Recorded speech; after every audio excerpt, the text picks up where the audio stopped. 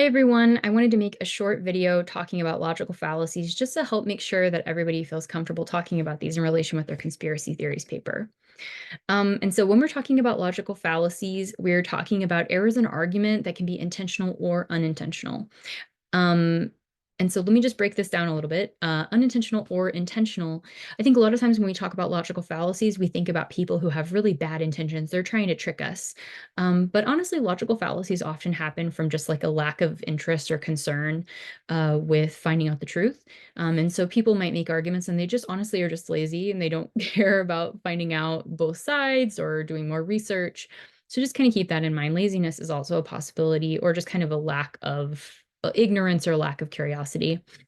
Okay, but so logical fallacies may make arguments with less evidence more persuasive when introduced. So another misconception that we have about logical fallacies is that they make bad arguments. Well, yes, but they can make really good arguments at first because a lot of times they feel really good. They feel like, oh, wow, great point. I'm so persuaded. They're very catchy, right? And so we can see how that potentially relates to scams, cults, and conspiracy theories, right? Where people are trying to present evidence that looks really good and shiny at first. Now, the thing is, like scams, cults, and conspiracy theories, the more you look into it, the more that you can recognize that there's a problem with the logic, right? And so that's really important to do. And it's really important to keep in mind. Critical thinking is going to help a lot with logical fallacies if you can really stop and take a minute to say, where's this evidence coming from? Is there enough evidence to support this claim? Have they really considered the other side? Is there any representation of a counter argument? Are they only representing positive things about their argument, et cetera, et cetera, et cetera? There's so many things to consider. And so I just want to talk you through some of the major patterns of logical fallacies so that when you're thinking about these for your paper and for the conspiracy theory that you're going to be, addressing in your paper, that this will help you think through, okay, well, how do I go about that? So the first and maybe the most common type of logical fallacy is distraction. Basically, what we're doing with distraction is, let's say I don't have a very good argument. Somebody is bringing up, like I'm a politician, somebody's bringing up some bad legislation that I helped pass, or, a war that I helped start, that I voted yes on that we now know was a really bad decision. I don't want to have to address that. I don't have a good answer. There's nothing I can say that will make people feel good about me in relation to that. Instead, I'm just going to say, hey, but wait, look at you. What about this thing that you did? Right? Because I am trying to distract away from this thing that I cannot win. And so we'll see this with a red herring where we'll have an abrupt change of subject in an argument. Um, and so instead of addressing something like that policy choice we made, or, oh, hey, didn't you do that last week? That was really rude. And then you're like, oh, hey, I noticed you didn't take out the trash.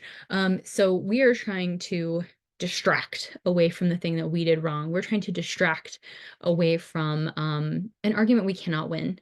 Another really common type of distraction is ad hominem. And this one you might be familiar with. This is going to be a personal attack, right? And again, with politics, this is a very common one, where instead of focusing on the issues themselves, we tear each other down, right?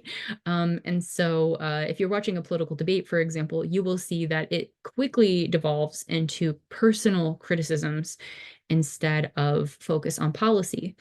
You're not really arguing about the issue anymore. You're not really trying to make a decision about something important. You're just trying to make sure that people don't like the other person. So it's another distraction technique. Okay, so another really common type of logical fallacy is questionable assumptions. And so basically what we're doing here is we have really bad foundations at the heart of our argument. It could be something like we don't have enough data, we might have bad definitions, but there's some sort of really big logical problem underlying the claims. Okay, so kind of sneakily underneath everything, there's this bad assumption, or not, yeah, a bad assumption. The first example is hasty generalization. So these are basically stereotypes. That's going to be the most common type. But this is going to be any time that we have too little evidence to make a claim. So for example, if I say, man, if you drive a red car, you're going to get tickets all the time. I used to drive a red car.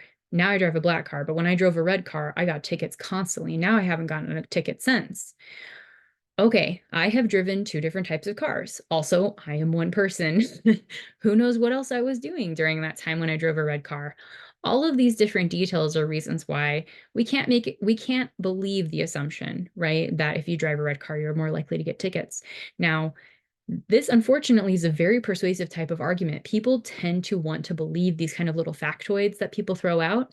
And so we're not usually like, how much evidence do you have to back that up? Nope, we want to believe it. So try to make sure that you don't just fall for hasty generalizations, because it is extremely easy to do. Bad analogy is another really common type. And so basically what we have here is a bad comparison is another word for this. We have two really different things that we're comparing for the sake of winning our argument, but they're actually not comparable.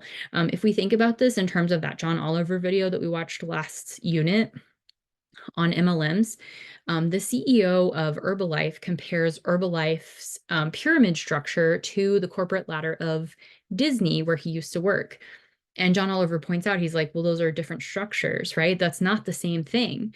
But if you kind of want to believe what this, charismatic CEO is saying, you might just kind of take his word for it. He makes a pretty persuasive on the surface level argument. But if you think about it a little bit more, if you dig in just a little bit more, then you can see why there's a major problem with that logic. Okay, so the third type is misrepresentation. This is another common type. And basically what we have here is we have people who are trying to make their argument look really big and strong and make the other argument look really small and weak. And so a couple of really common types of logical fallacies you'll see that do this are straw man. And so basically what we have here is we have the counter argument being represented as really flimsy and super easy to just like push over and move past and get to my really good, strong argument. So the problem here is that the counter argument isn't that weak. You've misrepresented it so that it's very, very easy to prove wrong. But that's not actually what the counter argument is. And so you just want to make sure that you are fairly representing the counter argument, because if you do this, you will basically automatically lose the argument. At the same time, strawman can be very, very effective at persuading people. But if, for example, the people in your audience are people who believe in that counter argument, right? Or who are maybe very informed and understand the counter argument better, then now that they've seen that you've misrepresented that counter argument, they do not trust you and are not going to listen to what you have to say. Right. And so it's really important to just show that you've listened, show that you respect the other side. That's going to help you, be a better person, but also is going to help you win arguments. The other one is stacking the deck. So this is a very, very common technique. What we're doing here is we are making sure that we are showing how great we are by showing you only the good stuff and none of the bad stuff. So if we think about this, we can think about the MLMs that have shared their earnings reports, and then they say people made as much as $1 million in this MLM. But then when we look at the earnings reports and we dig around a little bit more, we can see that 97% of people don't make any money. So there's a very, very, very small possibility that you would be able to make money, but they don't want to tell us that fact, right? That will hurt their argument when they're trying to recruit you. So they're going to leave it out. When people leave out that kind of important information, that's a pretty big piece of information to help you make it a good decision. That's a really good sign that they are trying to misrepresent their argument, right? Okay, finally, we have careless reasoning. And this is the one, like I said, this is the category that really does come typically from laziness, lack of curiosity or interest, and potentially ignorance, right? And so the common ones here are false dilemma and a slippery slope. Both of these are really common. False dilemma is where we present two possibilities, and then we say these are the only two possibilities. So for example, I could say something like, if we make tuition free, everyone's going to abuse the system. We can make tuition free and everyone will abuse the system, or we continue to charge tuition and then, colleges stay honest. Well, there's more complication to that. There aren't just two possibilities. And so if we make tuition free, it's possible that that will make colleges even more honest, right? If we continue to charge for tuition, maybe there's another opportunity there for funding of some kind, like more scholarships or grants or something. You know what I'm saying? There's a lot of other types of arguments that you could make related to that subject. And the one that I think of typically is cats and dogs. Are you a cat person or a dog person? Well, you're leaving out the idea that you could be a fish person, you could be a turtle person, you could be a snake person, you could be a bird person, horse person, and so just kind of keep that in mind. There are not two possibilities, two sides, and that is a way that people set up arguments that tends to increase polarization. Another type of logical fallacy is a slippery slope. And what we have here is where we say, if we do this thing, then it's just the direction of society is just going to keep going down, down, down, down, down, down, all the way to the extreme, right? And so, for example, um, the most common one that I can think of is with drugs, because this is always the argument is if we legalize marijuana, then the next thing you know, we'll be legalizing heroin. And then there will be, little kids doing the worst drugs possible in the streets, and society will fall to ruin. It's like that's not necessarily true. And there's probably a lot of other possibilities that are much more likely than that happening. But that is an argument that can really scare people out of considering, for example, progress or movement in a certain direction, because they tend to take it to mean that it's going to go into the very, very worst possibility. Okay. All right, so I think it's really important to keep in mind how these are in relation to fallacies and scams, cults, and conspiracies. Um, sorry, but how these are related to scams, cults, and conspiracies. And particularly, the thing I want you to be thinking about is the fact that all of these are going to be using burden of proof logical fallacies, probably, which means that they're going to put the burden of proof on you to prove what they believe is wrong. It's very, very hard to prove something is impossible. So for example, if I say there's no such thing, UFOs don't exist, there are no UFOs. Well, I have to now respond to every possible claim, theory, anything that has any kind of sighting of UFOs, of course, but then also any kind of speculation or observation by scientists, anything related to UFOs, and there's a lot.